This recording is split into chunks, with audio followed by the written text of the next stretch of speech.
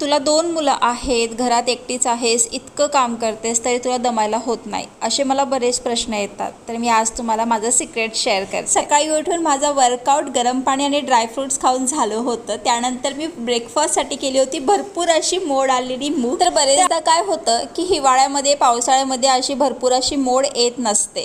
तर आज मी तुम्हाला तेच दाखवत आहे की काय करायचं. रात्रभर 8 ते 10 तास असे मस्त गरम पाण्यामध्ये मूग भिजत घालायचे.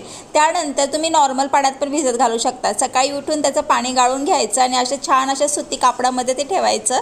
त्याच्यावरती झाकण ठेवून एखाद्या दमट वातावरणामध्ये ठेवायचं 10 ते 12 तास. त्यानंतर तुम्ही ज्यावेळेस हे ओपन करसाल ना, तर इतकी मोठी मोड आलेली असतात की नाही, हे जवळपास 8 ते 10 दिवस एअरटाईट कंटेनरमध्ये राहतात. आणि रोज तुम्ही नाही का फक्त एक मूठ भरून कच्ची मूग जरी खाल्ली ना, तरी तुम्हाला बाहेरून प्रोटीन पावडर घ्यायची गरज नाही आहे. तुम्ही असंही खाल्लं तरी चालते, फ्राय केलं तरी चालते.